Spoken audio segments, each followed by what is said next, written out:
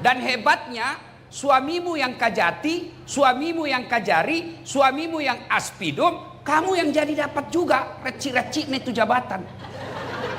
Iya toh? Dan biasanya istrinya itu pejabat, lebih hebat pengaruhnya daripada pejabatnya. Iya toh? Iya. Biasa itu dalam hidup, biasa itu. Masuklah engkau ke dalam Islam secara sempurna.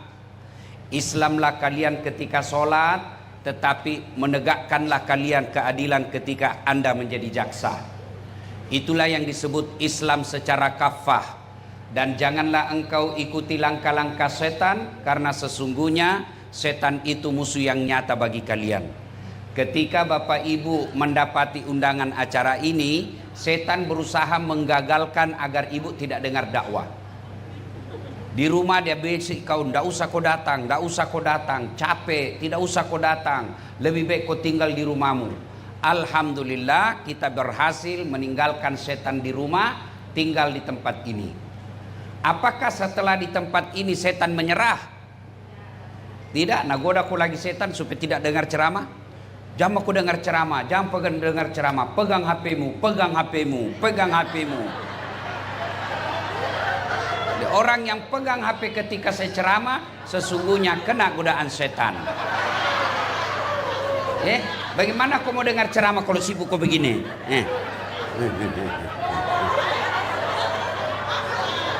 Sudah dikasih tahu masih juga ada pegang HP-nya. La haula wala quwata illa billah. Bukan mau kena godaan setan, kau sudah setan. Simpan dulu HP Bu ya, simpan dulu ya. Bisa? Bisa? Kenapa Ustadz kita mau rekam? Kalau ibu yang rekam, gambarnya tidak jelas, suaranya juga tidak jernih, dan saya takut ada lagi keseleo mulut saya akhirnya viral. Jadi simpan dulu ya. Kita mau dengar ceramah Ustadz, jangan makin rekam. Ada kamera saya bawa. Itu kemana itu kameraku? Nah ini di sini, ini di kamera saya bawa. Tapi kau bawa pulang kamera Ustadz, gampang, nonton YouTube. Sudah nonton, jangan lupa like and share. Kalau ada iklan, jangan ku skip. Kalau ibu nonton, lalu nonton iklannya 1-2 iklan, ibu ikut membantu orang-orang yang kami sekolahkan dan membangun rumah ibadah. Karena semua keuntungan yang kita dapat di YouTube, alhamdulillah sudah 3 masjid yang jadi, dan beberapa puluh anak kita kuliahkan dan kita sekolahkan. Dari mana Ustadz dapat? Bukan korupsi. Tapi dari mana? Itulah yang Bapak Ibu nonton YouTube saya. Maka jangan lupa like and share. Ya, jangan ketawa, saya serius ini. Kalau artis kau follow, apa kau dapat? Nah ini, dengarkan ibu-ibu. Kalau artis kau follow, apa kau dapat? Head on, hai guys.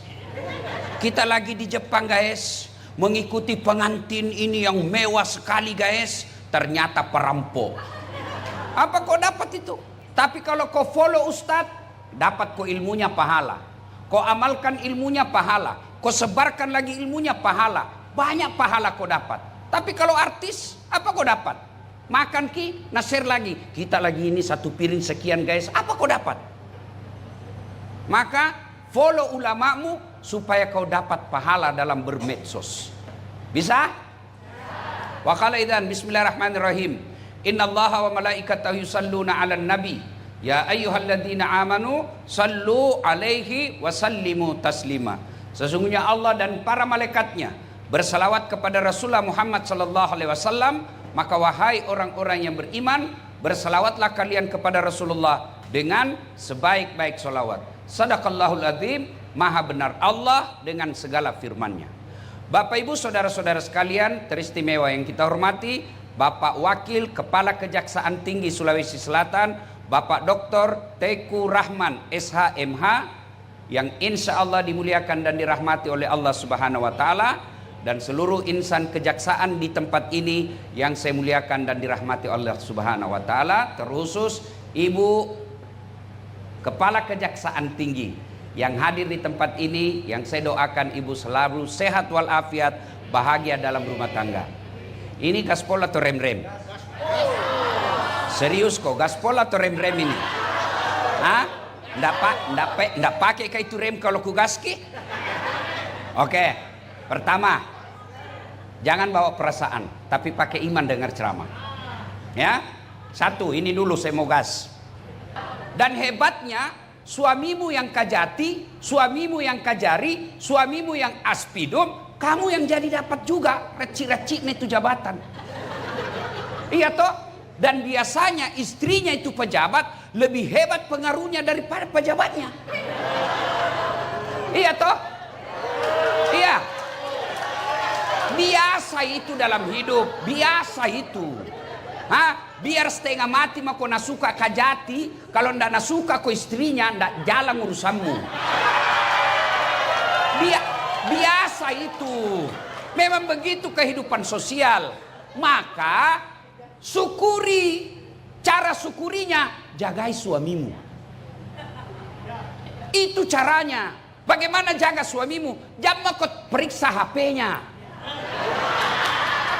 Nggak ada gunanya kau periksa HP-nya.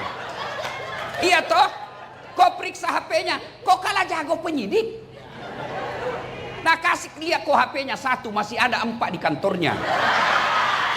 Untuk apa? Untuk apa kau periksa HP-nya? Kalau kau sayang kepada suamimu, jaga dia dalam bekerja. Manusia pertama yang melakukan pembangkangan kepada Allah, itu jabatannya Nabi. Bukan kajati. Nabi jabatannya. Siapa? Adam alaihissalam. Kalau ada pegawai negeri, Nabi tahu gajimu itu pegawai negeri. Biar kau pun tampanting tak. Kalau banyak uangmu tidak ada bisnismu yang lain, pasti kau salah gunakan jaksamu. Apa yang kau banggakan? Jam yang kau marah, kau tonji bilang gaspol. Apa yang kau banggakan? Maka istri yang baik, dia jaga suaminya.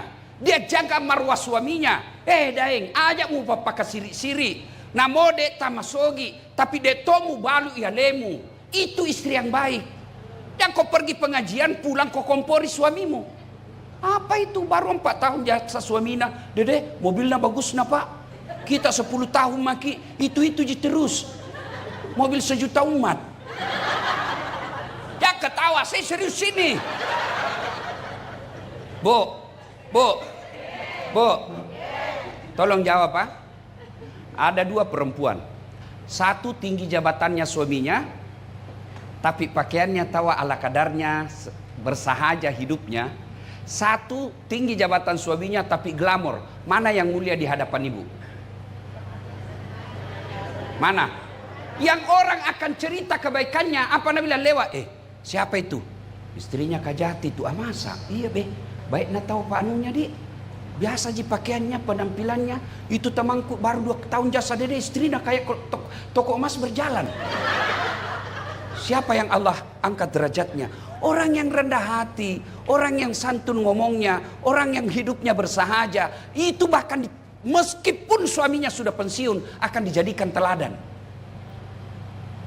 Dan ibu tahu itu semua, tapi tidak sampai di hati. Kenapa? Setan halangi kok.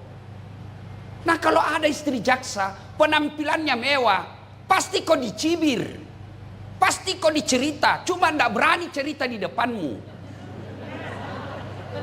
Nasabi, Allahu Akbar. Ibu-ibu cintai suami. Caranya, pergi suamimu kerja, sholat duha kau di belakang dulu. Kau doakan suamimu supaya apa? Kalau Allah kabulkan doa istrinya, tidak ada satupun insan manusia yang bisa menghalangi karir suamimu kalau sudah Allah kasih. Jangan mau kau cari muka sama istri kajati, istri kajari, istri dan capek. Tidak ada harga dirimu.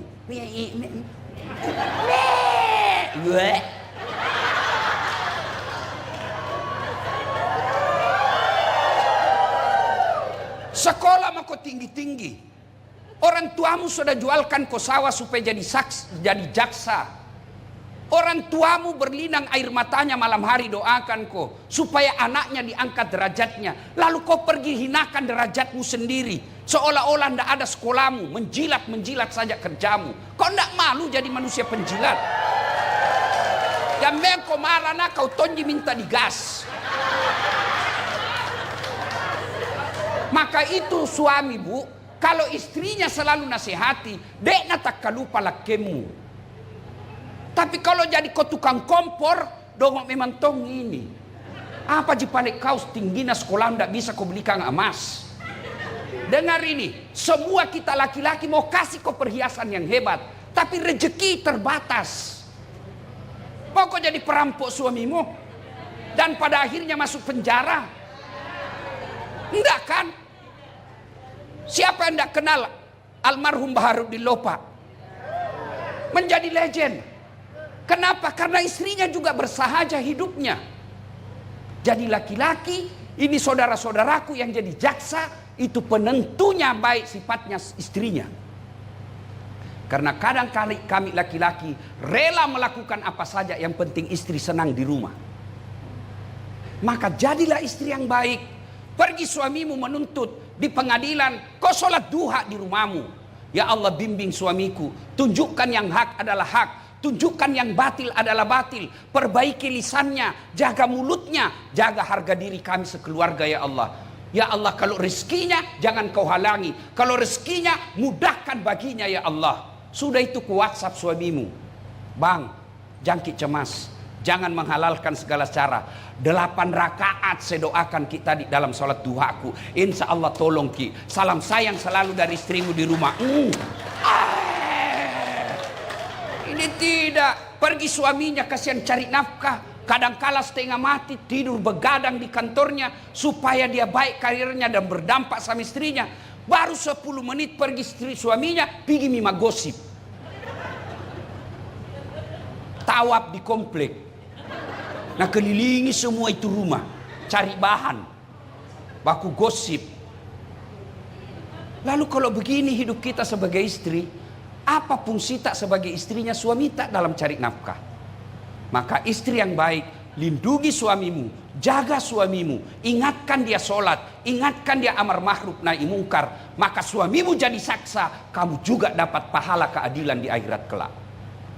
Ini yang disebut istri yang mampu menolong suaminya. Coba makin lihat di medsos, berapa banyak kasihan laki-laki yang karirnya baik, yang sekolahnya tinggi, terpaksa dipermalukan di medsos gara-gara istrinya yang hedon. Kalau bukan saya nasihati ibu siapa lagi? Nggak mungkin kita mau dengar suami tak. Iya toh? Dinasihatin.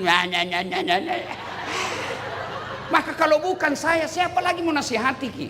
Kalau bukan ulama, siapa lagi mau nasihati ki? Mertua tak kita tidak dengar, ipar tak kita tidak dengar, orang tua tak kita tidak dengar, apalagi suami tak. Itu gunanya diundang ki pengajian di sini.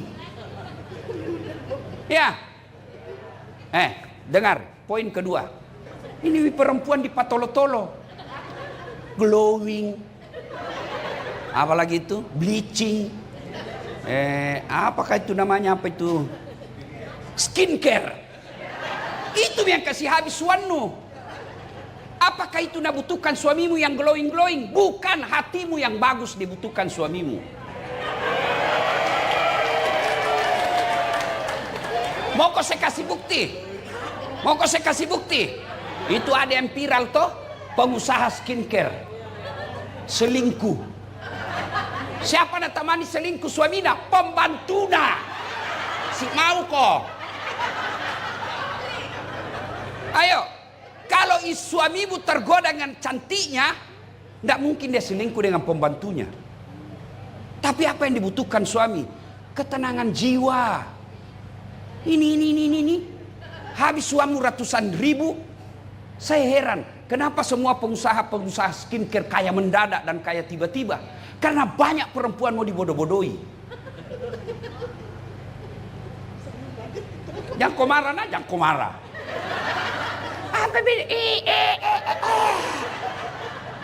Sampai biar jalan susah tongi. Beleng-beleng. Jangan marah bu, jangan marah. ini gunanya pengajian. Supaya ada tong perubahan. Ya. Maka istri yang baik, kalau cara bersyukur, lindungi suamita. Nasihati, ingatkan. Soal sudah diingatkan dia mau dengar atau tidak. Tawakkal ilallah, berserah dirilah kepada Allah. Begitu mau pergi suamita, doakan ki. Buat hatinya tenang. Bertengkar kita di malam, lupakan kalau dia mau pergi kerja. Kita tidak tahu apa yang terjadi. Siapa tahu bisa jadi keluar tinggal jasadnya. Alangkah bahagianya kita pergi.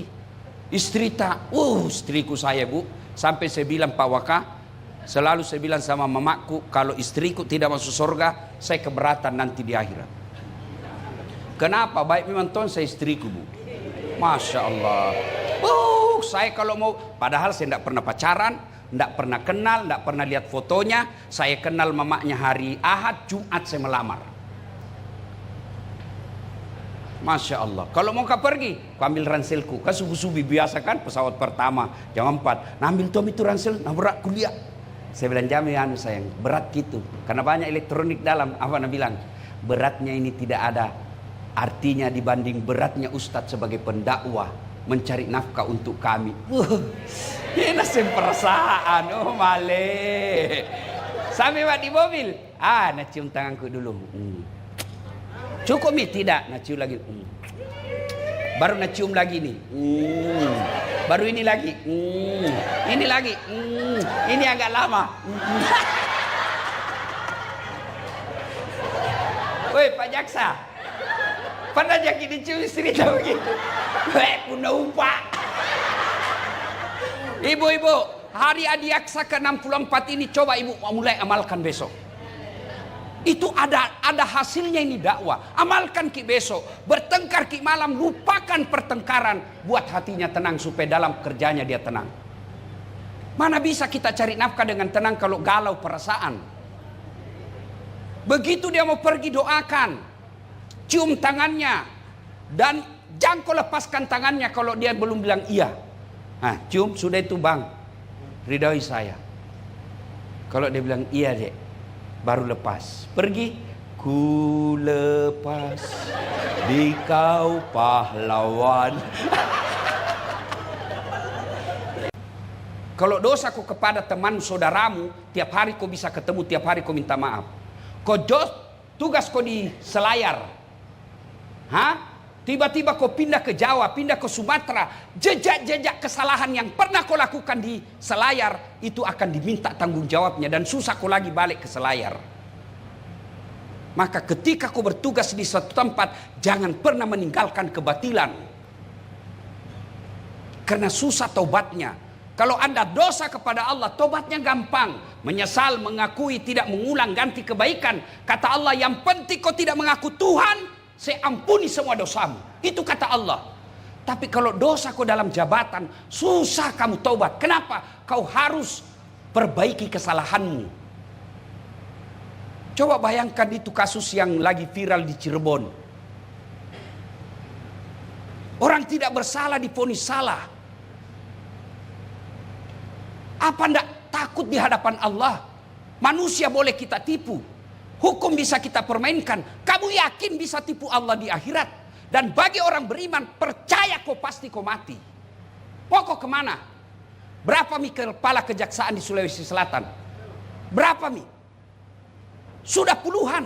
Dan ada yang sudah menghadap kepada Allah. Dan ketika jabatannya dia pegang dan menyalahgunakan jabatannya, pasti kau akan tanggung.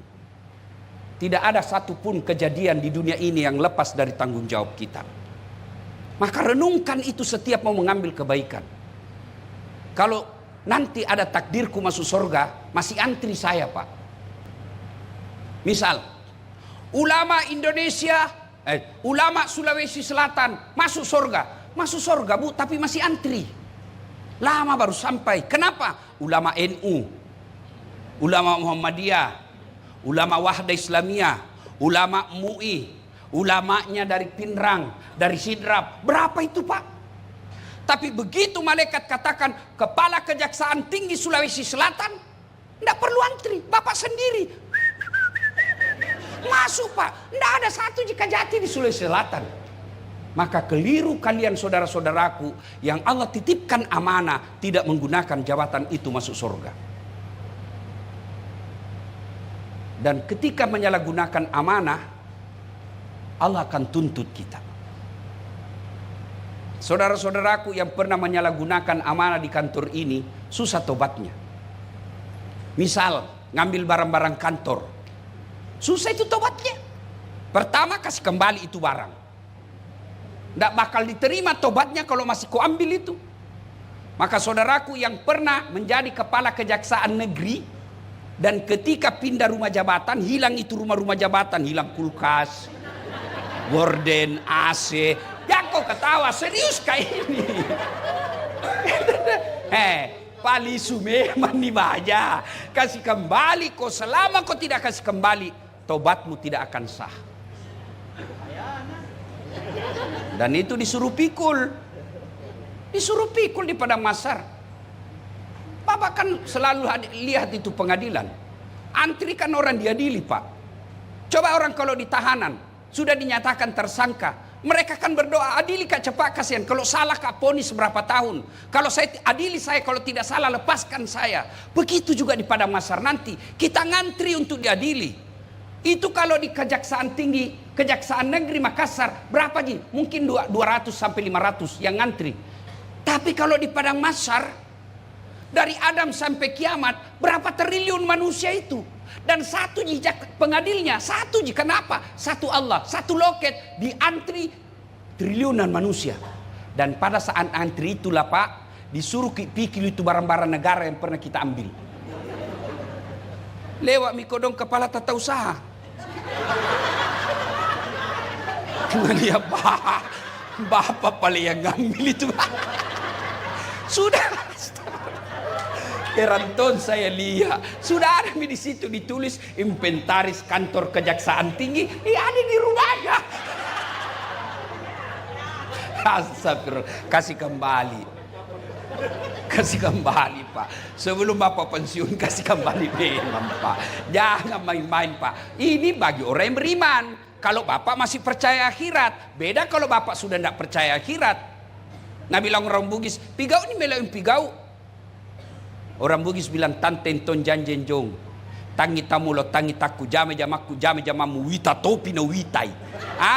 Wita totu lah cilaka.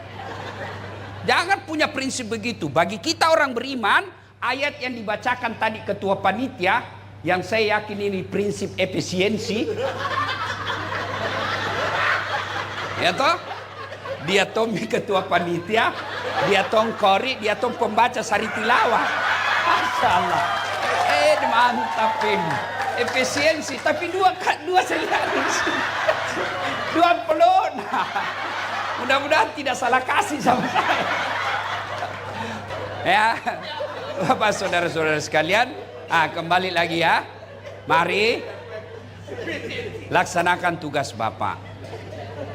Saya menghimbau kepada diri saya, kepada adik-adik yang baru jadi jaksa, kepada kakak-kakak yang sudah jadi jaksa, jadikanlah kejaksaan ini sebagai ladang amal. Kan gampang sekali dilihat itu orang korupsi.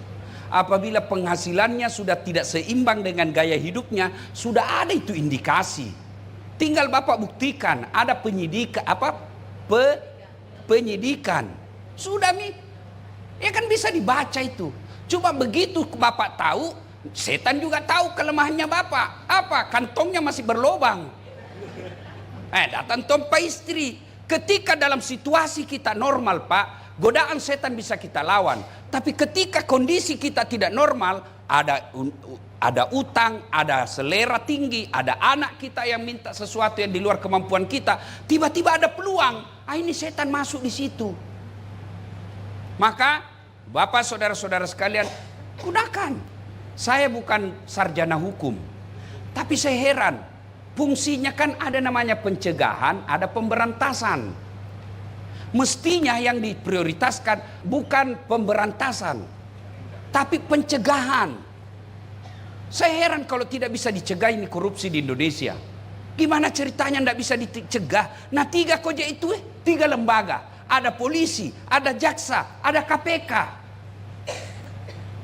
Coba 3 lembaga yang menangani ini. Dan kalian penegak hukum diberikan konstitusional untuk apa? Untuk menyadap teleponnya ini para pejabat.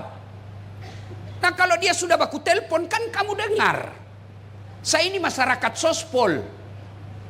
Nggak tahu saya soal yang begituan. Tapi kan di media kita baca. Ada di sana para teleponnya itu para pejabat. Maka dia ganti nomor-nomor luar negeri.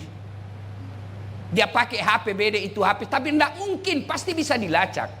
Maksud saya, kalau kau sudah dengar itu pembicaraannya, Pak Wali, ya Ustadz, ada proyek itu sudah, enggak bisa begitu. Bapak kan dengar, mestinya langsung telepon. Dah saat ku dengar kau itu mau kong kali kong, berhenti kok. Kalau enggak mau kau berhenti, saya tangkap kau. Itu namanya pencegahan. Dan saya enggak usah kursusi Bapak, Bapak lebih tahu. Hanya untuk mengingatkan, itulah fungsi dakwah. Supaya apa? Bapak pensiun, tenang perasaan, tidak kena serangan jantung. Coba kalau Bapak menghalalkan segala cara. Banyak melanggar aturan-aturan ketika aktif. Begitu Bapak pensiun, hilang jabatan, hilang kekuasaan, mulai makin peras orang. Allah sudah menurunkan hukumannya. Apa pertama hukuman Allah? Post power syndrome. Mulai depresi. Yang tadinya jalan selalu dikawal. Yang tadinya ada protokolernya. Yang tadinya ada fasilitas. Tiba-tiba hilang semua. Mulai depresi. Depresi, hidup susah tidur, mulai datang penyakit.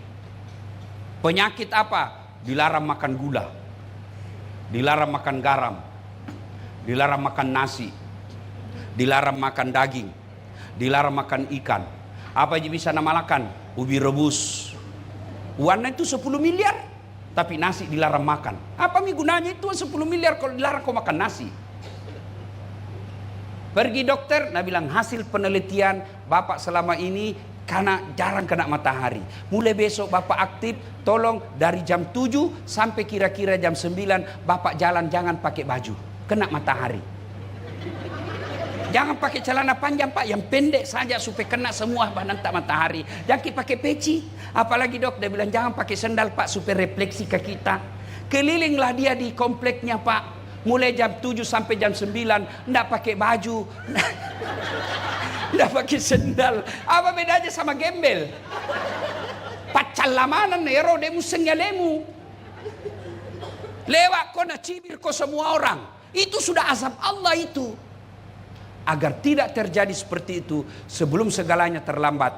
Mari manfaatkan jabatan kita, rezeki kita. Nikmat Allah yang Allah berikan, manfaatkan untuk apa? Mendekatkan diri kepada Allah Subhanahu wa taala. Usia 60 tahun Kejaksaan Republik Indonesia, usia yang sudah cukup dewasa. Keliru kalau belum membuat institusi kita dinikmati oleh rakyat banyak. Caranya apa? Tegakkan keadilan seadil-adilnya. Yang ketiga, suatu ketika datanglah, diutuslah gubernur oleh Umar bin Khattab. Gubernurnya namanya Amr bin As di Mesir. Gaya kepemimpinannya Amr bin As hedon, suka yang mewah-mewah. Di depannya rumah jabatannya gubernur Amr bin As ada gubuk jelek dan orang Yahudi punya. Dipanggil kepala kontraktor. Siapa punya gubuk itu? Nggak enak rasanya ini istana gubernur, di depannya ada gubuk. Dia bilang orang Yahudi yang punya. Sudah, bebaskan itu, kasih beli rumahnya berapa saja dia mau. Didatangilah itu oleh kontraktor. Kena pembebasan. Kita ganti 2 kali lipat. Nggak mau. 3 kali lipat. Saya nggak mau. 4 kali lipat. Tidak mau. Namanya ganti rugi, tetap jadi rugi. Banyak tuh bicaramu kalau bahasa kita. Sudah, mau tidak mau gusur, digusur rumahnya. Si Yahudi minoritas waktu itu. Dia sedih, tapi dia ingat Amr bin As kan gubernur, masih ada di atasnya, presiden. Dia jalan kaki dari Mesir ke Madinah. Ketemu Umar bin Khattab. Begitu sampai di kota Madinah, dia mendapat ada orang tidur di bawah pohon kurma. Dia mengambil bantal tangannya, lalu tidur. Dia dapat itu orang tidur. Tuan. Nah, apa? Dia bangun ini yang tidur. Kenapa? Kok kenal Umar? Ya. Pengawalnya? yatim piatu. Pakaiannya rasa malu. Maksudnya ya itulah Umar. Mana dia? Saya yang kutemani bicara, saya Umar. Kenapa kok? Kalau bahasa Makassar, kenapa? Dia bilang saya mau melapor ini. Apa? Itu gubernurmu Amr bin As na doser ki kodong rumahku. Hah? Na bongkar. Kenapa bisa? Katanya ndak enak dilihat pandangan depan rumah jabatannya. Masa begitu ya? Sudah begitu, kalau begitu, kau itu ada tempat sampah, ambil itu tulang di situ. Dia bilang, ya Amirul Mukminin, Umar, saya datang ini minta keadilan, bukan minta tulang. Sudah, jangan banyak bicara, mau ambil saja. Dia ambil itu tulang ibu, lalu Umar bin Khattab mengambil pedangnya, sudah itu tulang, dia gores, garis lurus di atas tulang itu, dia bungkus. Sudah, bawakan Amr bin As, kasih ini. Dia bilang, apa maksudnya? Jangan banyak bicara, bawa misalnya. Bawa. Sepanjang jalan berpikir, jauh-jauh ini kasihan, nah tulang jadi kasih kak. Sampai di Amr bin As, Pak Gubernur, ya ada apa? Saya baru menghadap ini sama Amirul Mukminin Umar bin Khattab. Beliau titip salam ini nak kasih ki. Dia lihat. Amr bin As melihat itu, gemetar, langsung jatuh. Tambah kaget ini Yahudi. Apa maksudnya ini? Dia bilang, ini teguran keras dari Amirul Mukminin, Pak Presiden. Apa itu? Kau tahu ini? Tulang. Garis. Ini garis artinya, Amar, kau sekarang jadi gubernur. Tapi ingat, kamu suatu waktu pasti jadi tulang. Sekarang kau berlaku lurus seadil-adilnya seperti garis lurus yang saya bikin ini. Kalau kau tidak mau berlaku lurus, pedangnya Umar bin Khattab kasih lurus kok. Begitu ya. Dipanggil kontraktor. Perbaiki rumahnya kembali. Batal digusur. Dia bilang, begitu keadilan dalam Islam? Ya. Dia bilang, iya Pak Gubernur, kalau begitu tidak apa-apa. Ambil mini tanah saya tinggalkan. Ternyata keadilan dalam Islam luar biasa. Saudaraku yang menganut agama Islam, tunjukkanlah keadilan. Jangan kau bikin malu agamamu. Supaya orang, kalian berdakwah bukan melalui mimbar. Kalau saya berdakwah melalui mimbar, kalian berdakwahlah dengan cara apa? Dengan jabatanmu sebagai penegak keadilan.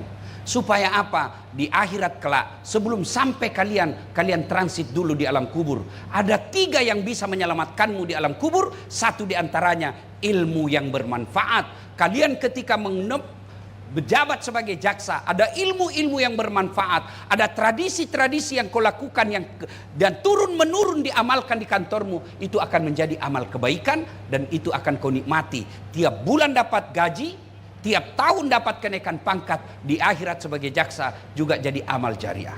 Ibu bapak saudara-saudara sekalian, inilah tausiah kita pada taklim kita kali ini. Mudah-mudahan ada manfaat.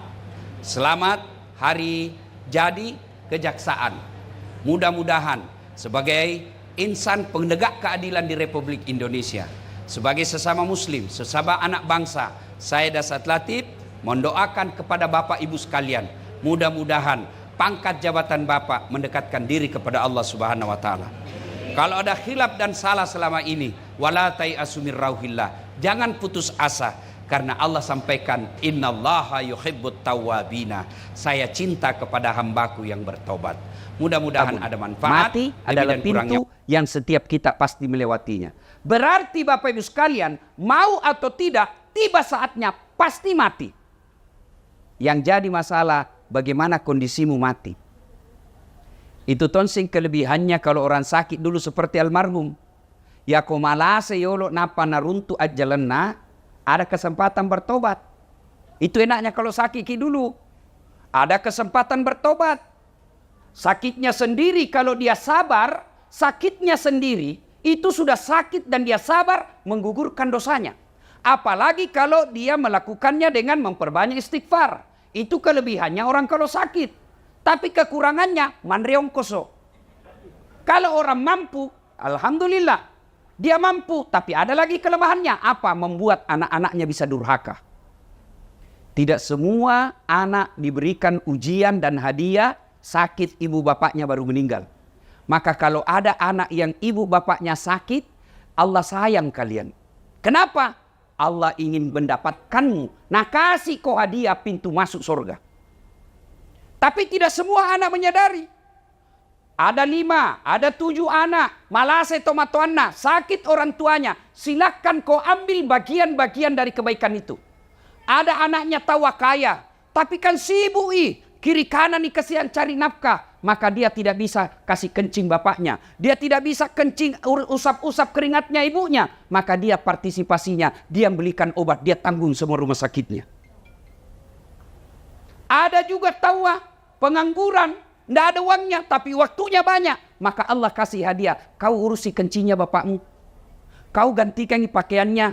Kau gantikan tempat tidurnya. Kau yang rawat kau yang suap Itu semua. Jadi ketika ada orang tua sakit, Allah menguji kalian. Mau kau ambil ini surga atau tidak? Tapi sayang 1000 sayang. Banyak anak diuji orang tuanya stroke. Diuji orang tuanya kena serangan gula. Aduh, anaknya 1 tahun mulai mengeluh. Kenapa? Istrinya yang tidak sabar. Maka bu, hati-hati milih mantu. Kalau masih mahasiswa sanging kuku najina jaga, mana potong kuku pergi tongi salon, mau kok kira-kira nak kasih kencing kalau sakit kok? Carita campur raktu. Tenamo, mana matana nasare tongi soplens. Bulu matana tak lapis-lapis. Kira-kira mau kok nabukakan pempersmu kalau stroke mako. Nah bilangi suaminya kasih masuk panti jompo itu orang tuamu. Itu gunanya orang hati-hati milih mantu. Karena ada orang baik anaknya, istrinya panrasu-rasu. Banyak yang begitu. Bersaudara bagus kasihan. 4 bersaudara, sekandung seibu. Masya Allah baik rukun. Datang istrinya. Kan kau anak pertama. Selama hidupmu bapakmu banyak kau kasih. Selama hidupmu bapakmu semua kau yang ngurus. Sekarang meninggal apa kek kau bisa ambil di situ? Mulai itu. Maka ibu hati-hati Untuk apa dia cerdas? Untuk apa dia cantik? Kalau nasesa nanti kalau pensiun percaya itu yang pelihara kuku, mana gigi nak kawat, nak kasih soples batana, rambut nak kasih kriwil-kriwil. Oh, tena harapan, mandre ongkoso. Betul kak, lihat pelajari anak mantunya orang yang magaya. Justru yang miskin itu kodong, yang alumni pesantren, yang orang dari kampung, itu yang ngurus nanti mertuanya ketika sakit Maka paling celaka kalau mantu tak sudah jelek, miskin. Vale, beleng-beleng. Nah, ada juga orang tidak sempat sakit. Ada, tiba-tiba naik mobil, mati kita. Ada tuh kelebihannya. Apa kelebihannya? Tidak makan ongkos. Iya toh? Apalagi kelebihannya? Anaknya tidak sempat punya dosa sama orang tuanya. Tapi apa kekurangannya? Tidak sempat tobat. Nah ini yang lebih parah. Kalau tidak sempat kita tobat. Apa kalau selama ini hidup 40 tahun? Malam tidak jelas kemana. Duhur tidak pernah hadir di masjid. Ramadan tidak pernah puasa. Puasa tapi pertengahan, akhir dan awal Lebaran paling duluan dapat karena di masjid karena baju baru. Nah, tiba-tiba mati mendadak, serangan jantung, ditabrak mobil, tenggelam, naik sepeda. Untung saya ingat. Kata pas sepeda. Saya juga pas sepeda aja. Tapi jangan saiki itu baju tak yang sempi-sempi, itu melanggar syariat. Nah kita tidak tahu, banyak kan kita dengar itu orang lagi sepeda na mati. Bayangkan kalau kelihatan paha tak pak? Hah? Kelihatan? Tipis na celana baru. Oh mana? Mati kau begitu menghadap. Na belender kau malaikat. Yang tadinya malaikat masih sana lihat kau pakai begitu. Hai cabut misalkan yang ini. Maka ibu bapak, saudara-saudara sekalian, Masing-masing ada kelebihannya. Nah, yang pasti yang kedua. Ya, yang kedua. Hidup ini maka dia pun Allah Ta'ala. Wa mal hayatud dunya illa mata'ul hurur. Das ad. Firdaus. Haji Amir. Ini dunia ji sementara ji saja. Acule-cule yami. Maringarak kombo. Ada tambangmu. Sebentar ji cika. Maka dunia ini hanya titipan. Apa titipan dunia itu? Macam-macam. Satu, titipan dunia ada yang disebut harta. Harta ini titipan. Ada pula titipan berupa ilmu. Ustadz. Ada pula titipan berupa anak. Ada pula titipan berupa umur. Titipan semua itu. Maka ketika Allah kasih kau titipan, satu, jangan kau sombong. Yang namanya titipan, bos, jangan kau sombong. Harta, titipan itu. Ini. Ada mobil di sini 3-4 kayaknya di dalam sini. Titipan ji. Titipan nih. Kalau mati ki, seperti almarhum. Nah bawa hartanya. Enggak. Kaos kaki aja enggak boleh dipakai. Dasi aja enggak boleh dipakai. Titipan aja ini. Harta ini titipan. Maka yang namanya titipan, jangan kau sombong dengan hartamu. Maka ambil ilmunya, tukang parkir. Ini banyak semua tukang di sini, Pak Warkop. Nah bilang temanku, jangan mengaku anak Warkop Makassar kalau kau tidak tahu camidu. Apa itu camidu, Ustaz? Catami dulu. Ketua Pak Amir. Ayo. Coba lihat itu tukang parkir di Warkop. Masya Allah baik na hatina. Nggak ada sombongnya. Banyaknya mobil na jaga. Nggak pernah patente sombong. Kenapa? Begitu ambil orang mobilnya, maka lama kali jadi kasih 2006 nih. Kenapa? Karena dia yakin bukan mobilku. Maka sebaiknya itu harta tak seperti tukang parkir. Titipan jini. Jangan kau sombong. Kalau Allah marah dengan kekayaan yang kau sombongkan, Allah ambil hartamu. Sekejap ji. Maka dami pun Allah Ta'ala kun fayakun. Jadi habis. Apa contohnya? Tsunami. Lihat itu kalau tsunami hancur. Gempa, kebakaran. Maka harta jangan membuat kita sombong. Ibu-ibu, tahu ki Firaun? Tahu ki? Itu Firaun, Bu. Allah melaknat dia karena dia sombong. Gagah. Raja.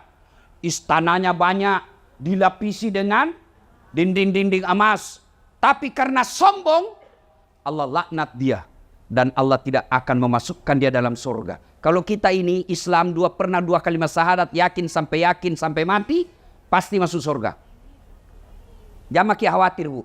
Ini semua kita pasti masuk surga. Yang penting sudah syahadat, yakin 2 kalimat syahadat itu pasti masuk surga. Cuma kalau dilanjutkan pertanyaan, kapan masuk surganya? Sudah pakai dicuci. Di mana dicuci, Bu? Neraka kedua ji tempat, enggak ada tengah-tengah. Jangan kau pikir ada bencong, enggak. Tuh, neraka surga. Kalau dia tidak masuk surga, di neraka. Kalau dia Islam, masuk ke surga. Tapi mampir dulu di neraka. Bagaimana keadaan di neraka dicucinya? Tergantung dosamu. Sama bajuku saya. Kalau bajuku yang kupakai si ceramah, rendam saja deterjen, bilas sedikit, bersih. Tapi itu bajuku yang kupakai dulu waktu SMA SMP kalau pika sawah, kotor, mamaku nak cuci istilahnya, nak cuci kalantang. Tahu ki kalantang, Ibu? Tahu bapak-bapak kalantang? Direndam dulu 1 malam air panas, besok baru disikat, dibanting-banting, diinjak-injak, dibanting lagi, disikat, baru dijemur 1 hari, malamnya diembunkan, besok baru dibersihkan lagi, baru bersih. Begitu, Bi. Kalau banyak dosa tak, kalau sedikit ji, tampilin jaki saja. Tak, tak, tak. Masuk kok. Sudah mi. Tapi kalau banyak dosa au patopan di kalantang. Di kalantang orang Pak. Tergantung dosa. Tapi Fir'aun, itu Allah jelaskan Quran, haram dia masuk surga. Kenapa? Karena dia sombong. Lalu, dilaknat Allah, tidak ada orang suka. Itu Fir'aun tidak ada yang suka. Mana buktinya? Sampai sekarang ini tidak ada orang Maros mau kasih nama anaknya Fir'aun. Itawa terkenal sekali. Ini kinja toa di Quran. Raja. Tapi tidak ada orang mau kasih nama Fir'aun anaknya. Kenapa? Karena Fir'aun dilaknat Allah karena kesombongannya. Maka kaya jangan membuat sombong. Yang kedua, apalagi harta. Yang kedua, ilmu. Jangan sombong. Adakah ilmuwan sombong? Ada. Mana gerangan? Ada, itu biasa. Tidak usah bahas ilmu kedokteran, ilmu agamamu. Adakah ustadz sombong? Ada. Yang mana ciri-ciri ustadz sombong? Yang tidak mau menerima perbedaan pendapat. Pendapatnya saja nanggap benar. Kalau berbeda langsung bilang bid'ah, masuk neraka. Kada tong itu begitu Pak? Ada. Apa yang mau kita sombongkan dengan ilmu ini?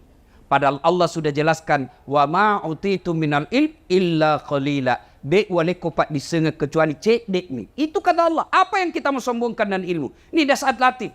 Yang merasa hebat. Bukan karena saya cerdas. Bukan karena saya jago. Tapi karena ada penontonku.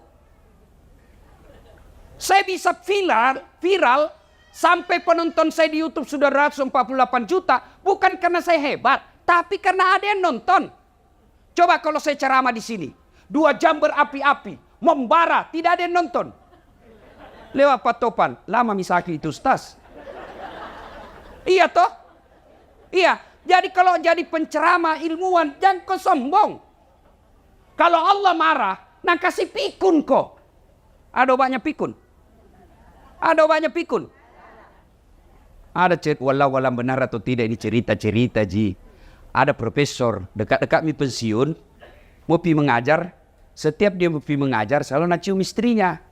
Ini 2 minggu mi, tidak dicium istrinya. Dah protes istrinya, bilang Pak, biasanya kalau mau pi mengajar kau cium Kak. Ini mau mi 2 minggu tidak pernah mau cium-cium. Dalam hati astagfirullah, berarti siapa kau cium selama ini? Ternyata pembantunya cium. Jantung modus. Mata-mata sudah dengar begini, besok didapat sama anaknya. Kau kira mamamu nak? Apa yang kita bersombongkan dengan ilmu? Maka yang baik, mari saling menghormati perbedaan pendapat. Nih, biasa kita ini gara-gara beda pendapat dalam suatu masjid, akhirnya masjid tidak tenang. Lama-lama masjid ditinggal jamaahnya. Lama-lama akhirnya masjid didominasi oleh satu aliran atau mazhab saja. Yang baik, mari saling menghormati pendapat. Kalau kita yakin satu pendapat, lakukan dan amalkan pendapat itu tanpa mau menyalahkan pendapat orang lain. Maka kalau kita lihat masuk di masjid, ada orang takbir begini, silahkan, jangan kau salahkan. Ada juga yang begini, silahkan, ada ton dalilnya. Ada ton kuliah tidak semangat, kayak orang lapar sekali lama tidak makan. Ini. Ada juga begitu tuh ibu. Tuh, begini saja. Ada ton begitu tuh. Jamba kau calai urusannya. Sibuk duduk kok. Kenapa? Karena kalau dia salah, kau tidak tanggung dosanya. Kalau dia sesat, kau tidak ikut sesat. Tapi kalau kau celah, kau maki, kau hina, kau dapat dosa karena menghina hamba Allah. Selesai. Jadi kalau ada kita lihat berbeda, jangan maki urusi.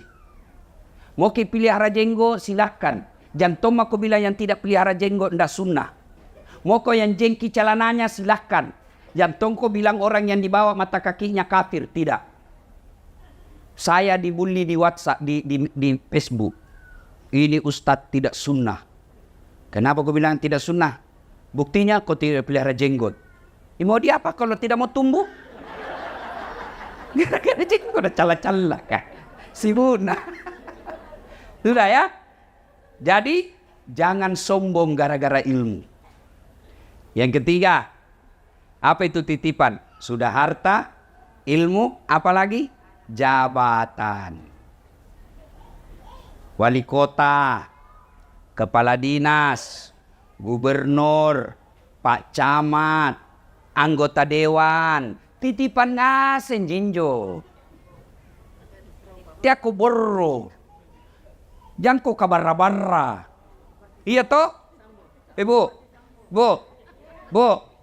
Kutanya ki dulu Kutanya ki. Kita tahu itu rumah yang cantik di Jalan Sudirman, perempatan Sungai Sadang, sebelah kanan warna putih. Banyak bendera-benderana. Kita tahu Ibu? Yang dari Pangke Anggami pura-pura mengkitai. Tahu itu? Apa itu? Rumah jabatan gubernur. Kalau masuki di dalam orang di situ jangan kuborro. Kenapa? Pasti keluar kok.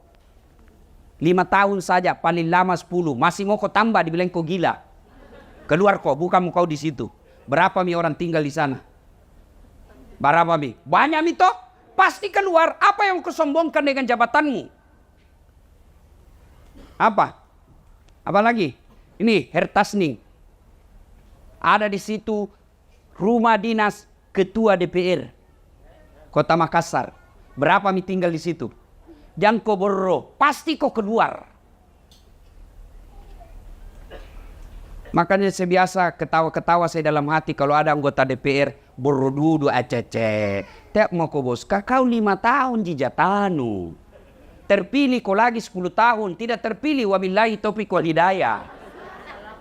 Kutanya ki dulu Ibu, kutanya ki. Mana lebih tinggi pangkatnya gubernur dan wakil gubernur? Mana Ibu? Gubernur. Bapak-bapak, mana lebih tinggi pangkatnya Kapolda dengan wakil Polda? Mana lebih tinggi pangkatnya wali kota dengan wakil wali kota? Tidak mungkin wakil lebih tinggi daripada wali kotanya. Tidak mungkin wakil gubernur lebih tinggi daripada gubernurnya. Tidak mungkin Wakapolda lebih tinggi jabatan pangkatnya daripada Kapolda. Iya toh? Tapi herannya, kenapa itu wakil rakyat? Nah kau wakil ya kau bos. Nak kepatak kekuasaan rakyat, kau wakil ya kau. Kenapa kau jadi wakil rakyat mau merasa sombong? Nah kau wakil. Allah marah. Kalau sombong, nah ambil kau punya kekuasaan. Maka cara mengambilnya ada yang hina seperti kita lihat sekarang di TV. Toh? Yang keempat, titipan karena waktu terbatas. Yang keempat titipan Allah, apa itu? Anak. Ada orang kesian 15 tahun menikah. Kesana kemari habis uangnya. Allah tidak kasih. Tidak ada anaknya.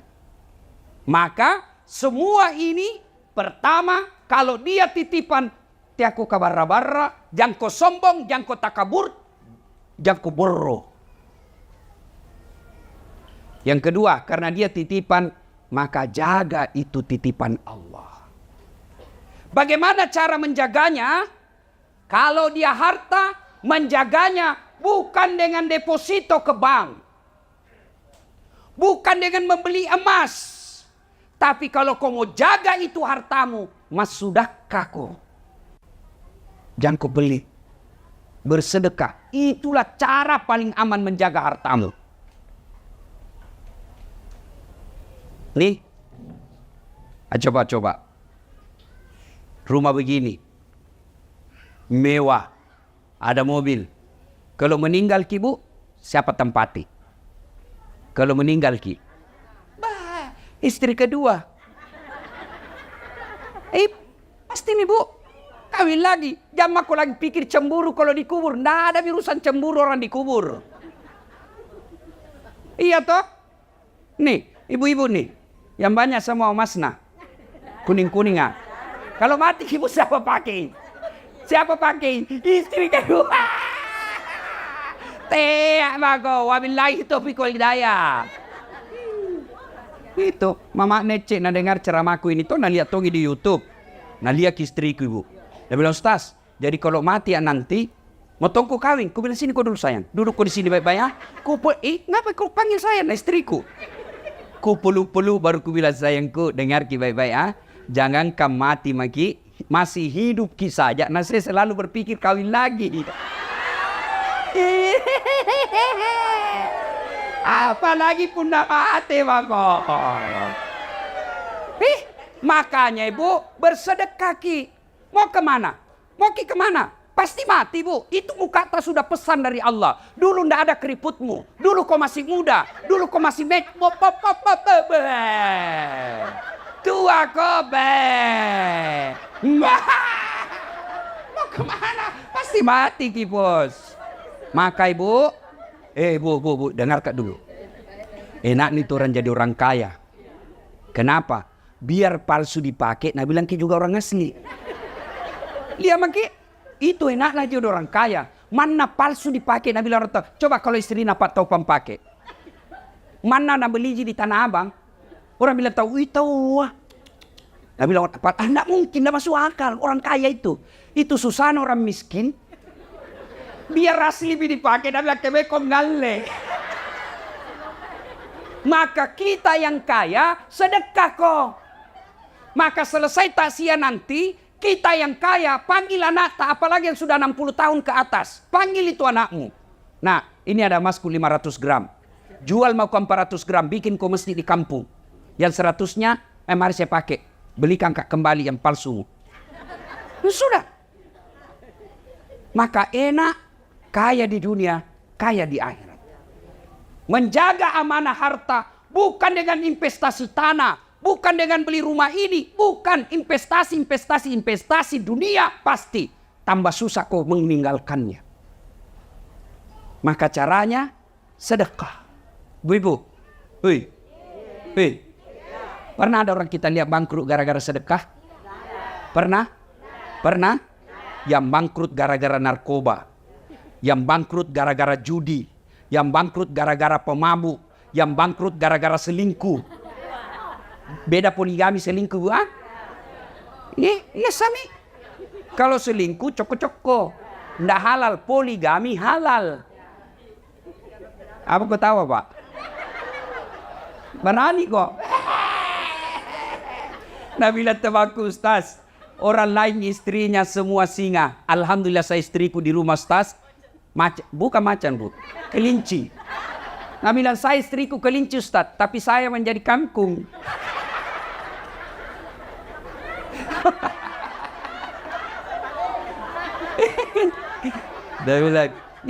Nabila yang satu temanku nak Ustaz, selama dengar ceramahmu, alhamdulillah istriku jadi malaikat. Wih, tahu ah, tapi malaikat pencabut nyawa.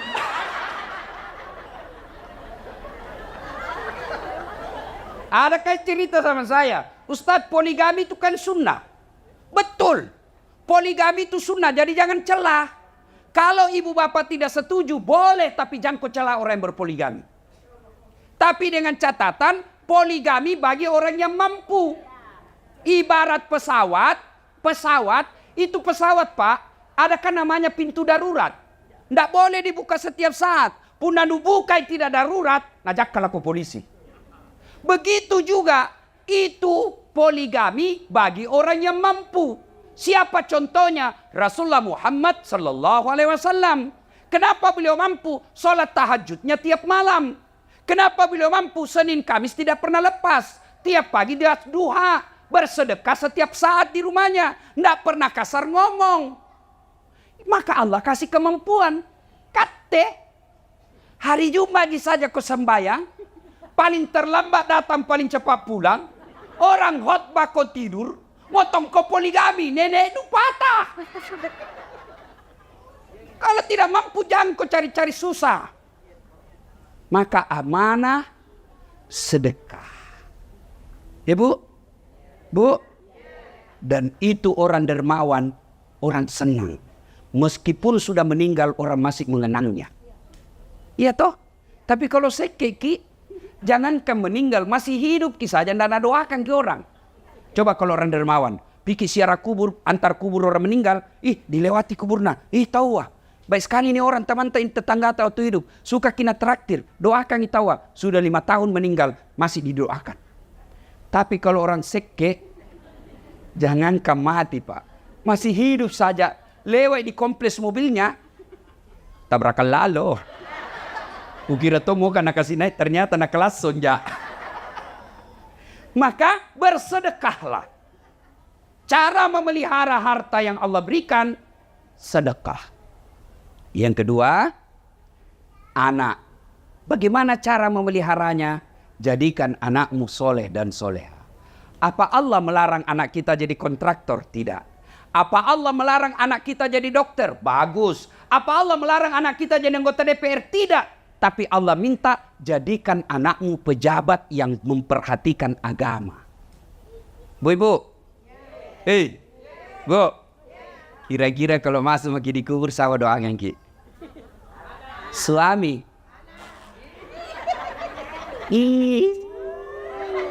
Nalemi orang lain. Siapa doakan ki kira-kira? Ini kenyataan, Ibu. Ada temanku dulu haji, meninggal istrinya. Waktu meninggal istrinya, dia bengkak matanya, Pak. Baru sangku lihat laki-laki, bengkak matanya menang. Biasanya kan sedikit dia baru nak terima tamunya orang. Itu pun stres tapi merokok, Ji. Ini tahu bengkak matanya menangis. Dia bilang, Ustaz, saya bisa sampai seperti ini karena hebatnya ini istriku. Rasanya tidak bisa melanjutkan hidupku. Separuh jiwaku ikut bersama istriku. Dalam hatiku pengaruh lagu. Sekali na Ibu, belum setengah tahun. Pihak jogging di Karebosi. Tuh jogging ngak. Ada ketemu. Ada di sampingnya cewek, muda, putih, panjang rambutnya. Nggak pakai jilbab. Ku senggol itu tamang ngajiku. Nih gaya roh. Siapa namanya? Yang baru Ustaz. Siapa doakan Kibu? Siapa? Maka kalau mau ki lihat sekarang masa depan tak dikubur, lihat tak sekarang. Kalau malam Jumat mengaji baca Yasin di kamarnya, alhamdulillah. Subuh dia pergi ke masjid jamaah, tanda maki bu, jam maki masuk al kubur tak ada mi doakan ki. Tapi kita tengok kamarnya main game. Tengok ki lagi main game lah. Datang bapakna nalapisi HP-na dengan buku. Dikirim membaca padahal HP-na di dalam. Hati-hati. Serius kah ini Pak? Serius kah? Saya kalau meninggal, saya tidak harap didoakan sama istriku. Bisa jadi jodohnya terbuka lagi setelah saya meninggal. Apa mi? Jangankan bapak meninggal, nak kena aku saja stroke. Tidak bisa bicara, tidak bisa goyang. Nah bawa mi istrimu mantan pacarna waktu nak kuliah. Begini bapak.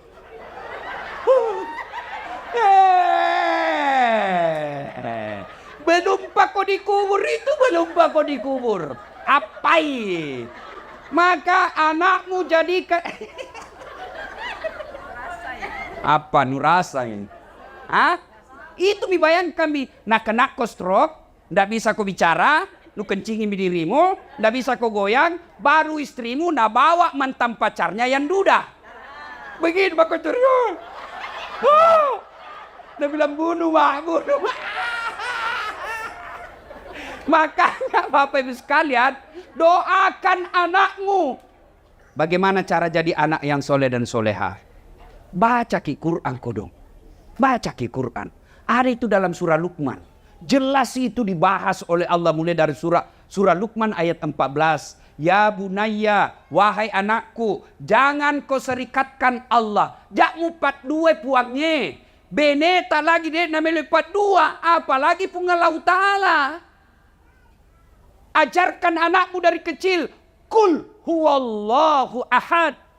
Dia tidak tahu tafsir Ustaz. Kasih lagu karena anak-anak senang lagu. Katakan Tuhan itu satu. Bomerama. Iya toh. Yang mau ku kasih adil lagu-lagu patolo-tolo. Po ami-ami belaulan kupu-kupu, siap makan nasi, kalau malam minum susu. Mana kupu-kupu makan nasi dong oh.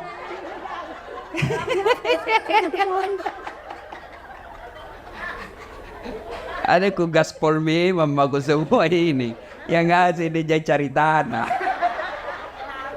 Nih, bangga anak tahu kalau nak bilang anak tahu luar negeri sekolah, pintar bahasa Inggris. Apa beda kalau pintar bahasa Inggris? Apa nu gapa? Memang nak kalau berdoa bahasa Inggris sih. Oh my God. Please help me, my mother. Cari campur aduk. Iya toh? Salah anak tak pintar bahasa Inggris, bagus. Salah anak tak luar negeri, bagus. Tapi kasihan kalau dia tidak tahu agama. Ada orang kasihan anaknya keluar negeri sekolah. Pulang lagi diongkosi. Diongkosi, habis uangnya puluhan miliar untuk anaknya. Tapi tidak pernah bangun masjid. Kamase. Bu, saya baru pulang umroh. Kan kalau pikir umroh itu dibawa ke ziarah toh? Iya. Iya toh? Nah itu kalau orang dibawa ziarah, dibawa gitu di Madinah, ada namanya ziarah Masjid 7. Iya toh? Nah, kenapa disebut Masjid 7? Karena ada 7 orang di situ bikin masjid. Ada namanya masjidnya Umar, masjidnya Abu Bakar, masjid Aisyah, masjid Utsman. Ada semua di situ. Kalau orang Romawi Yunani membangun dan membentuk, menjadikan momen bahwa saya pernah hadir di dunia dengan apa? Dia bikin patung. Itu Romawi Yunani. Maka kita kenal ada patungnya, patung-patung orang tokoh-tokoh sana. Ya toh? Kalau orang Islam bukan patung, apa? Masjid. Mana dibikin kok masjid? Masa kau berani anakmu sekolahkan miliar-miliar kau tidak bisa bikin masjid? Supaya nanti ketika bapak masuk di kubur, ada kau doakan ki. Tidak ada itu teman tak bu. Wih, Pak, kalau meninggal ki, teman tak mau doakan ki. Lihat mi dulu di WhatsApp grup. Ada semua itu grup WhatsApp toh. Coba kalau ada orang meninggal, mengetik doa saja malas. Stiker gitu nak kirim. Inna lillahi wa inna ilaihi Al-Fatihah. Stiker, ndak nak baca itu Al-Fatihah. Begitulah nasib tak kalau dikubur maki. Pak, kilanya rekinnya baji bu. Bu, saya merantau di Kalimantan. Cari kerja. Tidak enak di Kalimantan. Masih ada pilihanku bu? Masih ada? Ada. Apa? Pulang lagi di Pindrang. Pulang kampung. Tidak mungkin lihat ke sekampungku mati kelaparan. Iya toh? Orang Jawa datang merantau ke Sulawesi. Ternyata di Sulawesi tidak enak. Ada pilihan? Ada. Apa? Pulang kampung. Mangan orang mangan yang penting ngumpul. Iya toh? Apa lagi? Ada pegawai kantor gubernur. Salah dukung waktu pilgub. Ni betai. Tadinya kepala dinas, akhirnya mendai staf ahli. Ahli yang tidak ada stafnya. Ada pilihan. Ada. Apa? Pensiun dini, selesai urusan. Tapi masuk kok dikubur. Ada pilihan. Ada pilihan. Masuk kubur. Dah enak deh, kembali lagi deh. Wow, saya saja masuk kubur ndak enak, keluar kak, lari semua orang. Ustaz Dasat, Ustaz Kondan jadi pocong. Iya toh?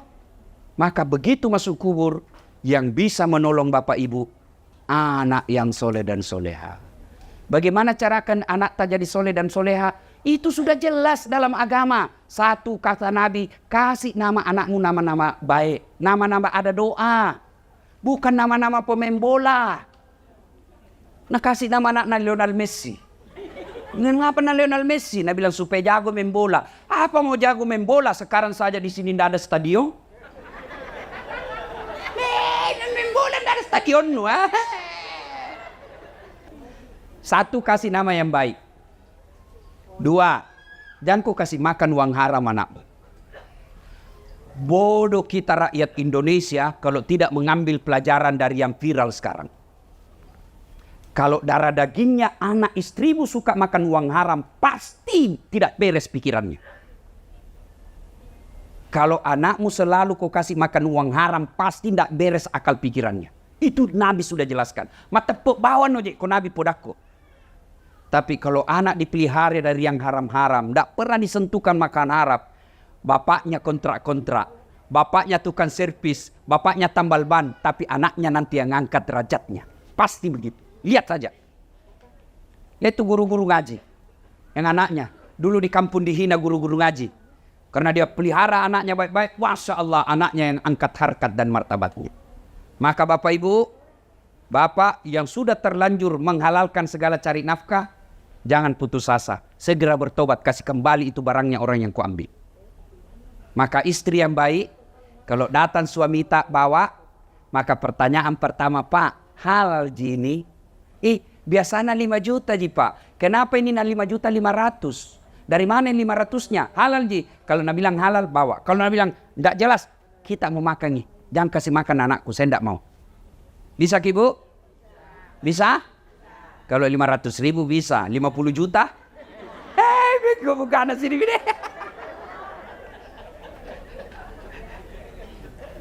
3. Kasih nama, jangan kasih makan uang haram. Yang ketiga, cara mendidiknya anak kita adalah berikan keteladanan. Jangan berharap banyak anak tak sholat kalau orang tuanya tidak sholat. Kita selalu bilang sembahyang kau nak. Nah kita tidak pernah lihat sholat, tidak mungkin. Nah, ibu bapak saudara-saudara sekalian. Berikutnya, yang pembahasan keempat. Anggaplah banyak misalata ini. Toh, anak tak gagal dididik, harta tak tidak jelas. Selama ini kita tantang patente sombong. Wala ta'iasu min rauhillah, kata Allah. Jangan peturun dulu. Jangan kau putus asa. Selama ajalmu belum dicabut, selama napasmu masih ada dalam tubuhmu, maka saya akan terima ampun darimu. Saya akan terima tobatmu. Dengan catatan bertobat kok. Cuma bagaimana cara bertobat? Ini yang kita tidak tahu. Pertama cara bertobat, memperbanyak kalimat istighfar. Astaghfirullahaladzim wa atubu ilaihi la ilaha illa anta subhanaka inni kuntu minadz zalimin. Malam pelade Ustaz, puncoki sih. Astaghfirullahaladzim wa atubu ilaihi. Astaghfirullahaladzim wa atubu ilaihi. Masih panjang Ustaz, yang paling pendekmu. Astagfirullah, astagfirullah, astagfirullah. Masih panjang Ustaz, pendek sekali ya. Astaga. Tidak boleh memanja. Paling pendek. Tidak ada artinya itu astaga, tidak ada artinya. Astagfirullah. Itu mah. Anda aku tahu bahasa Arabnya, bahasa Indonesianya. Puang. Ya Allah maafkan saya, ampuni saya Allah, ampuni saya Allah. 1. Yang kedua, tobat bilisannya dengan melazimkan selesai sholat 5 waktu membaca zikir subhanallah 33 kali, alhamdulillah 33 kali, Allahu Akbar 33 kali. Itu sebabnya Nabi menganjurkan selesai kau sholat, baca kau itu 33 kali. Subhanallah, alhamdulillah, Allahu Akbar. Kenapa? Hadis menjelaskan orang yang baca dengan sepenuh hati, maka Allah gugurkan dosa-dosanya. Dengan catatan pada cengi bacana, perbaiki bacaannya. Jangan terlalu cepat. Tidak tahu apa dia bilang. Kayak makan pisang goreng panas. Jumlah. Ya sesehera enggak? Sama-sama subhanallah dibaca. Sama-sama 33. Sama-sama mulainya. Saya baru 11 dia sampai mi. Karena saya jumlah. Apa itu jumlah?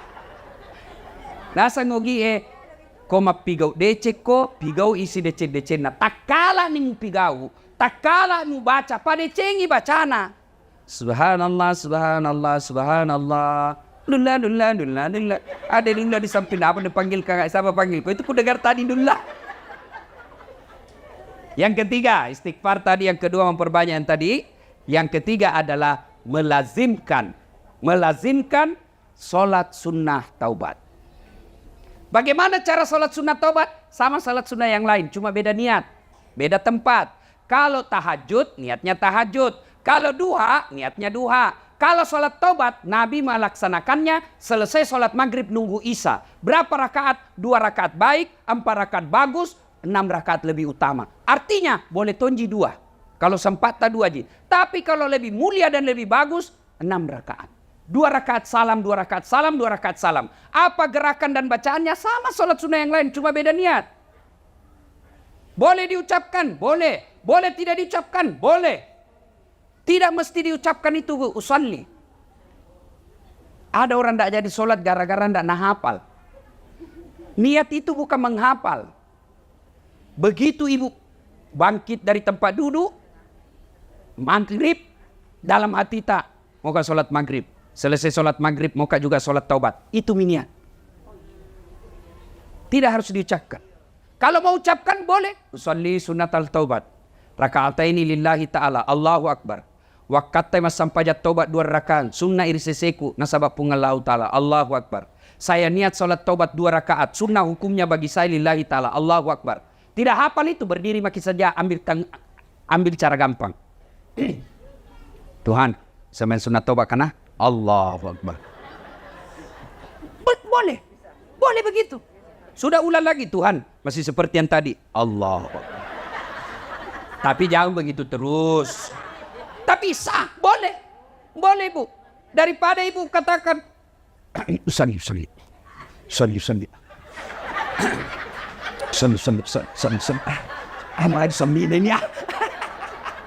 Iya toh? Kita bukan ke orang Arab. Ya, maka niat tidak harus diucapkan, boleh dalam hati. Makanya coba lihat kalau pergi tanah suci, lihat orang Arab, Bu. Kalau masuk masjid, jalan itu begini toh, jalan ini. Ya. Allahu Akbar. Langsung gitu, berdiri tegak, Allahu Akbar. Kalau kita kan selalu dulu. Loading. Di bacaannya sama. Ibu mau baca doa iftitah bagus, tidak baca tetap boleh. Baca Al-Fatihah, baca surat pendek, ruku, i'tidal, sujud, duduk di antara dua sujud, sujud lagi, naik lagi, dan seterusnya. Assalamualaikum warahmatullahi wabarakatuh. Di mana tobatnya? Sujud terakhir. Dengan catatan, kalau mazhab Syafi'i jangan ucapkan, dalam hati saja. Itu bagaimana caranya? Anggap dalam hati ini gua, anggap dalam hati. Karena kalau ku jelaskan ki dalam hati, tidak mengerti ki.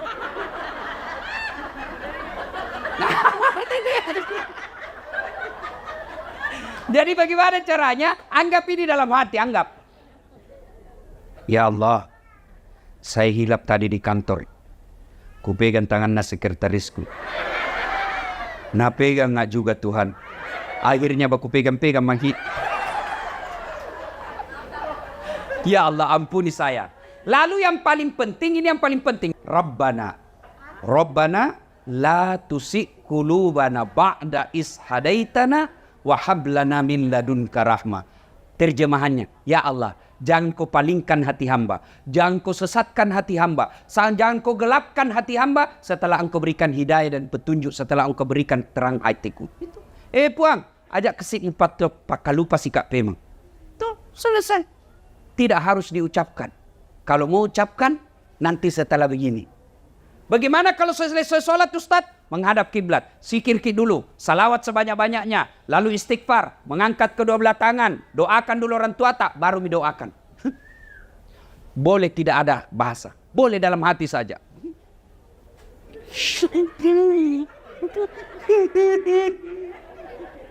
Oh, baru kawin lagi suaminya. Berdoa, tidak harus diucapkan. Nah, namanya salat sunnah taubat. Yang berikutnya cara bertobat. Setelah memperbanyak lisan tadi. Yang kedua dengan salat sunnah taubat. Yang ketiga adalah mengganti kesalahan dengan kebaikan-kebaikan. Kalau selama ini tidak pakai jilbab. Dia bertobat. Maka wajib sudah dipakai jilbab. Tidak bisa lagi katakan. Yang penting kan hatinu. Tidak boleh.